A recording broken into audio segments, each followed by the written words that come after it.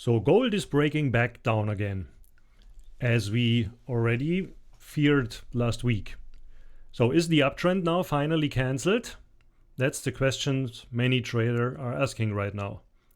And honestly, this is where exactly traders typically get trapped, because higher and lower time frames are now again heavily conflicting. So instead of predicting, let's break down the structure properly. Introduction to my trading system, that you understand what we are doing. We are looking at three major things for a trade. First, we analyze the multi-time frame alignment. This we will do now in a minute, across month, week, and day. This allows a trade if we see what we want to see. Then we go to the lower time frames on the day and see how the day sets up. The 915 on the day confirms the setup. And then for an entry, we look at the open box pattern 30 minutes from the open, and with this we execute and manage our trade. So as always, let's start on the daily time frame and look at the overall structure. We are here within the opening range of the year. As you remember, that's the opening range low. We rejected that and now pushing up. We got an inside month that was triggered at the low. So typically we expect this to rotate through to the other side of the monthly range. But as you remember, last week we pierced the high of the previous week of this box. We failed on the day and on the week, and from there it rotated back down and completed the full weekly range to the downside. And now it failed on the week and the month at the low again, and is now consolidating. So the big question now is, what's the multi-time frame alignment? You see we have the month and the week currently bullish, but the daily time frame is bearish, and we also have a very strong breakdown within that structure. Let's look at that. So 1 hour time frame. Let's see what presenting here. We see here yesterday failed at the low, so we failed the weekly box and we failed the monthly box at the low again. That means month and week currently bullish. But if we in detail look at the daily time frame, you see that we had a consolidation here that broke with a deep down breakdown close. So it was closing in breakdown. So this is then for me always a very critical wall.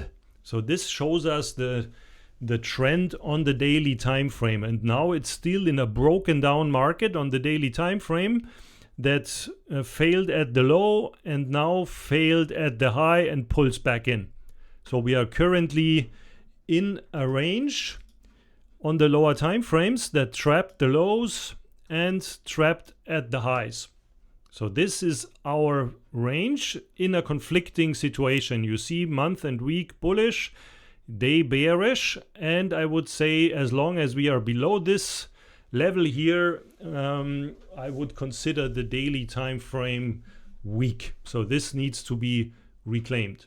So from here, I would say we have two major scenarios. We always want to have the other time frame or the other party of a trade being wrong. So I would expect that many people are buying the low here now. So this might be that they are buying the low and we are currently trapping the highs and the lower time frames are already rolling over. So it might be that we from here push lower and take out all of the longs that are trying to buy the low again. That would be one scenario. The other scenario clearly is that these traders are taken out one more time. So we get a trap to the low, showing everyone that it might turn bullish or bearish. And then from there, we work our way back up again. That's the two major scenarios. So let's look at the day, how it sets up today for the New York session. Now 15-minute time frame.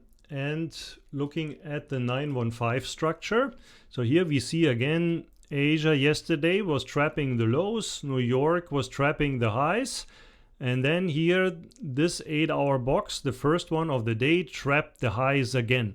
So we definitely don't get any longs today. We have an Asian trap at the high, and we only trade away from that for now. That does never mean it might not go up, but for me that's not a high probability trade. At the same time, we don't want to short into the monthly and the weekly low. And currently we might even put in another trap on the day from the London session.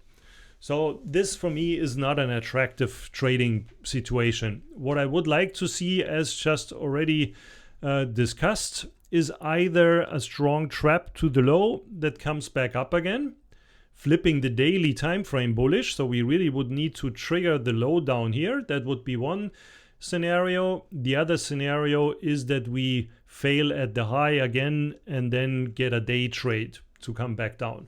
That's the two, let's say, scalping scenarios. On the day, I would consider them not very attractive, and I would rather wait for this whole situation to clear up a bit more to get into one of the higher time frame scenarios we were just looking at.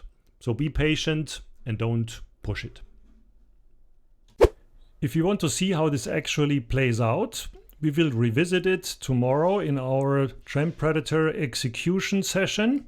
If you want to join that, see the description box. There is a link to join my Discord.